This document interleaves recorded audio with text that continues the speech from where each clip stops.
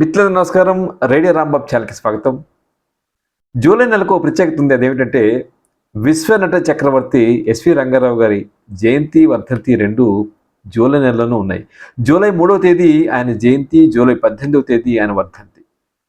ఆయన 109 తెలుగు సినిమాలు, దాదాపు 53, 54 తమిళ చిత్రాలు నటించారు. అయితే ఆయన జీవిత విశేషాలు మనం గమనిస్తే ఆయన 1918 జూలై 3వ తేదీన నూజివీడులో జన్మించారు. తర్వాత అమ్మమ్మ మెడ్రాస్‌లో ఉండటం వల్ల ఆయన మెడ్రాస్‌లో అమ్మమ్మ దగ్గర ఉండి చదువుకున్నారు. అక్కడే తర్వాత ఆయన మళ్ళీ ఏలూరులో కొంత చదువుకున్నారు, విశాఖపట్నంలో కొంత చదువుకున్నారు. 12వ ఏట నుంచి ఆయనకి నాటకాలంటే విపరీతమైనటువంటి ఆసక్తి ఉండేది. దాంతో పాటుగా ఎస్వి రంగారావు గారు నాటక రంగంలో కూడా కొంత ప్రవేశం ఉంది. ఆయన కాకినాడలో ఉన్నటువంటి యంగ్ మెన్స్ హ్యాపీ క్లబ్ సంస్థలో నాటకాల్లో నటించారు. ఆయన నటించేటువంటి నాటకాలు మనం కొన్ని చెప్పుకోవాలంటే అక్కడ ఆయన చేసినటువంటి నాటకాలు కొన్ని ఖిల్జీ రాజపత్రంలో మాలికాపూర్ వేశారు ఆయన. అలాగే 22 ఏళ్ల వయసులో 60 ఏళ్ల వృద్ధుడి పాత్ర వేశారు. ఆ నాటకం పేరు పీష్వా నారాయణరావు వధ. ఇంకా ఇంగ్లీష్ నాటకాలు కూడా ఆయన నటిస్తుండేవాళ్ళు. ముఖ్యంగా షేక్స్పియర్ నాటకాల్లో షైలాక్ ఇటువంటి పాత్రలు ఆయన ధరిస్తూ ఉండేవాళ్ళు. సో ఆయన మెథడ్ యాక్టింగ్ తెలిసినటువంటి నటులుగా ఎస్వి రంగారావు గారు చెప్తారు. మెథడ్ యాక్టింగ్ అంటే పాత్రని సంపూర్ణంగా అర్థం చేసుకుని నటించడం, దాంట్లో పాత్రకుండే సైకాలజీని కూడా తమ నటన ద్వారా ప్రేక్షకులు అందేలా చేయటం. ఇక ఎస్వి రంగారావు గారు 1947లో అనుకుంటే ఆయన వరుధిని చిత్రం తొలి చిత్రం వచ్చింది. కానీ తొలి చిత్రం ఆయనకంత ఆశాజనకంగా లేదు. ఆ సినిమా డైరెక్టర్ రామనాథం గారు ఆయన కొంచెం దూర బంధువు అవుతారు. ఆయన నటించారు, కానీ ఆ సినిమా ఆశించినంత మేరకు ఆడకపోవడంతో ఆయన మళ్ళీ నిరుత్సాహపడి జంషెడ్పూర్ వెళ్ళిపోయారు. అక్కడ టాటా కంపెనీలో కొంతకాలం పనిచేస్తుండేవాడు. అక్కడ తెలుగు సంస్థ ఉండేది జంషెడ్పూర్లో. ఆ తెలుగు సంస్థలో నాటకాలు వేస్తుండేవాళ్ళు. అయితే ఆయనకి యంగ్ మెన్స్ హ్యాపీ క్లబ్ కాకినాడలో నాటకాలు నటిస్తున్నప్పుడు ఆయన బిఏ సుబ్బారావు గారు, అలాగే ఆదినారాయణరావు గారు, అంజలి గారు వీళ్ళంతా పరిచయం ఆయనకి. సో అలా బిఏ సుబ్బారావు గారితో మళ్ళీ ఆ పరిచయం ద్వారా పల్లెటూరు పిల్లలు నటించేటువంటి అవకాశం వచ్చింది 1950 ప్రాంతంలో. అయితే అందులో పెద్ద పాత్ర, కానీ దురదృష్టవశాత్తు వారి నాన్నగారు అంటే ఎస్వి రంగారావు గారి తండ్రి గారు గద్దించడంతో ఆయన అర్జెంట్గా వెళ్ళిపోవాల్సి వచ్చింది. ఈలోగా మళ్ళీ ఆయన తిరిగి వచ్చేటప్పటికి ఆ పాత్ర వేరే వాళ్ళకి వెళ్ళిపోయింది. ఆయన నిరుత్సాహపడకుండా సుబ్బారావు గారు ఆయనకు చిన్న పాత్ర ఇచ్చారు. తర్వాత ఆయనకి నిజమైన బ్రేక్ ఎప్పుడు వచ్చిందంటే విజయ నాగిరెడ్డి చక్రపాణి గారు ఆయనకి షావుకారులో సున్నం రంగడు పాత్ర ఇచ్చారు. ఆ సినిమా హిట్ అయింది. అలాగే ఆ సినిమాలో ఈయన పాత్రకి చాలా మంచి పేరు వచ్చింది. ఆ పాత్ర నటించడానికి వాళ్ళ ఊళ్ళో కోడి రంగడు అనేటువంటి ఒక రౌడీ ఉండేవట. ఆ రౌడీ మేనరిజమ్స్ అన్నింటినీ, హావభావాలు ఈయన బాగా ఆకలింపు చేసుకున్నారు, ఆ పాత్రలు ప్రతిఫలించారు అని చెప్పి అంటారు. తర్వాత వచ్చేటువంటి 1951 అనుకుంటా పాతాళ భైరవి, అందులో నేపాల మాంత్రికుడు ఎంత బాగుందో మనకు తెలుసు. సాహసం చేయరా నింపక, రాజకుమారి దొరుకునురా అని ఎస్వి రంగారావు చెప్తుంటే ఆయన కనుబొమ్మలు ఎగరేయటం కానీ ఆ హావభావాలన్నీ కూడా నేపాల మాంత్రికుడుగా అద్భుతమైనటువంటి ప్రదర్శన ఆయన ఇవ్వడం జరిగింది. ఆయన ఆ సినిమాని జెమినీ వారు హిందీలో తీసినప్పుడు కూడా ఆయన నటించారు.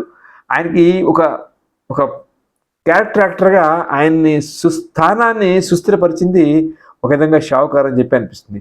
తర్వాత కాలంలో ఆయన గొప్పతనం ఏమిటంటే ఆయన క్యారెక్టర్ యాక్టర్గా ఉంటూనే ఒక స్టార్ స్టేటస్ ఆయన ఎంజాయ్ చేశారు. అంటే ఎవరో అన్నారు, అక్కినేని నందమూరి అంటే ఏఎన్ఆర్ ఎన్టీఆర్ ఇద్దరు కూడా తెలుగు కలామ తల్లి 2 కళ్ళు అయితే ఆ కలామ తల్లి వీర తిలకం ఎస్వి రంగారావు అని చెప్పి ఎవరో వర్ణించారు. అట్లా ఒక స్టార్ స్టేటస్ ఆయన ఎంజాయ్ చేశారు.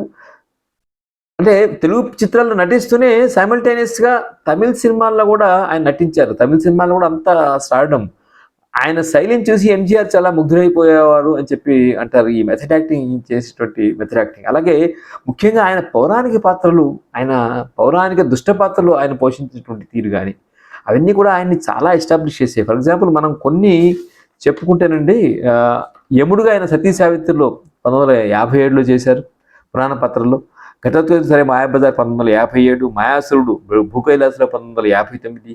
దాంతోపాటుగా ఆయన నటించేటువంటి నర్తన్ సార్లో కీచకుడు పాత్ర వేశారు. అది ఎంత పేరు తెచ్చిపెట్టిందంటే ఆయనకి 1964లో జకార్తాలో ఇండోనేషియాలో ఆఫ్రో ఏషియన్ ఫెస్టివల్ జరిగినప్పుడు ఆ సినిమాలో ఆయనకి బెస్ట్ యాక్టర్ అవార్డు లభించింది. బహుశా అది ఒక్కసారి అనుకుంటా ఒక తెలుగు యాక్టర్కి, భారతీయ నటుడికి బెస్ట్ యాక్టర్ అవార్డు లభించే సమయం అది. దాంతోపాటుగా ఆయన పాండవ వనవాసంలో 1965లో దుర్యోధనుడి పాత్ర పోషించారు. మీకు గుర్తునే ఉంటుంది. ఆయన ఇట్లా చెయ్యి విసురుతూ బానిసలకు ఇంత అహంకారమా అనేటువంటి ఒక మాట చాలామంది మర్చిపోలేనటువంటి మాట. 1967లో భక్త ప్రహ్లాదులో ఆయన హిరణ్యకశిపుడిగా వేసినప్పుడు ఒక పక్కన కొడుకు పట్ల ప్రేమ, ఇంకో పట్ల కొడుకు తనకి ఇష్టం లేని వ్యక్తిని దైవంగా పూజిస్తున్నాడు అనేటువంటి ఒక బాధ, ఆయన ఆ హావభావాలు పలికించే తీరు ఒక అద్భుతంగా మనకి అనిపిస్తాయి. సంపూర్ణ రామన్ 71లో వచ్చింది. దాంట్లో రావణాసుడిగా ఆయన ఐ థింక్ ఆయన ఒక విశ్వరూపం మనం చూస్తాం. అందులో చివరిలో ఒక మోనోలాగ్ ఆయన ఉంటుంది. ఆ మోనోలాగ్లో మాధవపెద్ది పద్యాలు, ఈయన వాచకం ఎంత అద్భుతంగా ఉంటాయండి. ఆయన అందరినీ, వెళ్ళిపోయిన వాళ్ళందరినీ ఆ సీన్లో తలుచుకుంటాడు. ఆయన చేసిన ప్రశ్న అద్వితీయం అనిపిస్తుంది. అలాగే ఆయన కంసుడిగా యశోదాకృష్ణ చిత్రంలో 1964లో నటించారు. ఇవన్నీ కూడా ఆయన నటించిన అద్భుతమైన చిత్రాలు. అయితే పాతాళ భైరవి, మాయాబజారు ఈ రెండు ఆయనకు చిరస్థాయిగా, అసలు కేవలం మాయాబజారు ఘటోత్కచుడుగా ఆయన నటన కోసమే చాలామంది మాయాబజారు చిత్రాన్ని చూస్తారు కదా, అంత అద్భుతమైన ప్రదర్శన అయింది. అయితే ఆయన సాంఘిక చిత్రాల్లో కూడా నటించారు. పెళ్లినాటి ప్రమాణాలు, గుండమ్మ కథ, ఇంకా ఇలాంటివి చాలా ఉన్నాయి ఆయన నటించే చిత్రాలు. ఆయన కొన్ని సినిమాలు తీసినవి కూడా ఉన్నాయి. చదరంగం, బాంధవ్యాలు అనేటువంటి సినిమాలు తీశారు. అంటే ఆర్థికంగా పెద్దగా విజయం సాధించకపోయినా అవి ఆంధ్రప్రదేశ్ చిత్రం నుంచి బెస్ట్ ఫీచర్ ఫిల్మ్గా అవి పురస్కారం పొందాయి రెండు కూడా. దాంతోపాటు గుండం కథలో 1962లో ఆయన చేసిన ఒక సాంఘిక చిత్రంగా మనం గొప్ప చిత్రంగా చెప్పుకోవచ్చు. మరొక పౌరాణిక పాత్ర ఆయన చేసిన నరకాసురుడు దీపావళి చిత్రంలో ఆయన నటిస్తారు. దక్షయజ్ఞంలో దక్షుడిగా నటిస్తారు.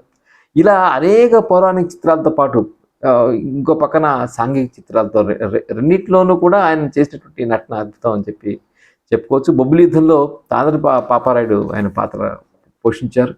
ఇవన్నీ కూడా ఆయన్ని ఒక అత్యున్నత స్థానం మీద నిలబెట్టినటువంటి పాత్రలు. ఎస్వి రంగారావు గారు ఇంకా చెప్పాలంటే ఆయన ఒక ఫిలాసఫీ ఉంటుంది ఆయనలో, ఒక వేదాంతి అని చెప్పి, ఒక తాత్వికుడు అని చెప్పి అంటారు. ఆయన మూడు బాగుండకపోతే ఆయన ఫామ్ హౌస్కి వెళ్ళిపోతుండేవారు. కేవలం నటనే కాకుండా సరే ఆయన నాటక రంగంలో రాణించి సినిమాల్లో రాణించడం జరిగింది. ఆయన రచయిత కూడా. ఆయన ఒక 7 కథలు రాశారు. 7 కథల్లో కొన్ని ఏమిటంటే అవి వేట, ఆగస్టు 8, పసుపు కుంకుమ, ప్రాయశ్చిత్తం, సంక్రాంతి, సులోచన, ఇవన్నీ కూడా ఒక 8 కథలు అనుకుంటే 7 కథలు ఆయన కథల్ని ప్రచురించారు. ఒక ఎస్వి రంగారావు కథలని చెప్పాను. ఆయనకి వేట అంటే తొలి రోజులు చాలా ఇష్టంగా ఉండేది, తర్వాత మానేసినట్టున్నారు. కానీ ఇకపోతే ఆయన 74లోనే వచ్చినట్టుంది, మీకు ఎంతమంది గుర్తుందో తెలియదు కానీ, విక్టోరియా 203 అనుకుంటే ఒక హిందీ చిత్రాన్ని తెలుగులో తీశారు. అందులో ప్రాణ్ అశోక్ కుమార్ నటించారు హిందీలో. తెలుగులో నాగభూషణం గారు, ఎస్వి రంగారావు గారు అద్భుతంగా చేసినటువంటి చిత్రం అది. ఆ చిత్రంలో అంటే జనరల్గా రీమేక్ ఒరిజినల్ మూవీతో పోటీ పడటం అరుదుగా జరుగుతూ ఉంటుంది. కానీ ఈ సినిమా అందరి దొంగల చిత్రం ఒరిజినల్తో పోటీ పడింది. దాంతోపాటుగా ఆయన ఇంకా 12 కాపురం, తాత మనవడు 2 సినిమాలు ప్రత్యేకంగా చెప్పుకోవాలి. తాత మనవడు చిత్రంలో ఆయన ఒక అత్యున్నతమైన నటన, అంటే కొడుకు నుంచి నిరాదరణకు గురై మనవడు ఆదరించేటువంటి పాత్రలో ఆ తాతగా ఆయన ఒదిగిపోయారు. అలాగే 12 కాపురం చిత్రంలో ఒక కుటుంబ పెద్దగా ఆయన చేసిన నటన అద్భుతం. బాబు విందన అన్నాదమ్ముల కథ ఒకటి అని ఆయన చెప్పినప్పుడు ఎంత అద్భుతంగా ఉంటుందండి. ఇంకో పక్కన మాయాబజార్లో వివాహ భోజనంబు వింతైన వంటకంబు, ఆ పాటలో ఆయన ఆ పాట అసలు మాధవపెద్ది గారికి ఇంటికి నాకెందుకో దగ్గర సంబంధం ఉందనిపిస్తుంది. మాధవపెద్ది గారు పాడిన ప్రతి పాట ప్రతి పద్యం ఆయనకు అద్భుతంగా సూట్ అయ్యాయి. ఆయన నా చిన్నప్పుడు ఐ థింక్ 72, 73 గుర్తుంది, కత్తులు రత్తయ్య అని చెప్పి ఆయనతోటి సినిమా హీరోగా అనుకుంటుంది ఒక సినిమా తీసినప్పుడు అందులో అనుకుంటా ఆయన కొంచెం జగత్కిలాడిలు, జగజ్జంత్రీలు, కత్తులు రత్తయ్య వీటిలో కొన్ని క్రైమ్ థ్రిల్లర్ లాంటివి చేశారు. దాంట్లో గూట్లే డోంగ్రే ఇట్లాంటి మాటలు ఆయన వాడటం బహుశా అది ఆయనకే చెల్లింది, ఈ రకమైన పదప్రయోగం కూడా. ఇది ఎస్సి రంగారావు గారి గురించి కొన్ని విశేషాలు చెప్పుకున్నప్పుడు, అయితే ఎస్సి రంగారావు గారు ఆయనకు బాధ ఉండేది. అంటే జగార్తా ఇంటర్నేషనల్ ఫిలిం ఫెస్టివల్లో ఒక అంతర్జాతీయ గుర్తింపు వచ్చింది, కానీ స్వదేశంలో స్వరాష్ట్రంలో అంత గుర్తింపు లేదని చెప్పి బాధపడుతుండేవారు అని చెప్పి అంటారు, ఎంతవరకు నిజం. కానీ చాలామంది మా తరం వాళ్ళు, ఇప్పటి తరం వాళ్ళు, మా ముందు తరం వాళ్ళు కూడా ఎస్వి రంగారావు గారి పౌరాణిక పాత్రలంటే అమితంగా ఇష్టపడతారు. పౌరాణిక దుష్ట పాత్రల్లో ముఖ్యంగా రావణుడు, దుర్యోధనుడు, కంసుడు ఇలాంటి పాత్రల్లో ఆయనకి మరెవ్వరూ సాటి రారు అని చెప్పి అనిపిస్తుంది.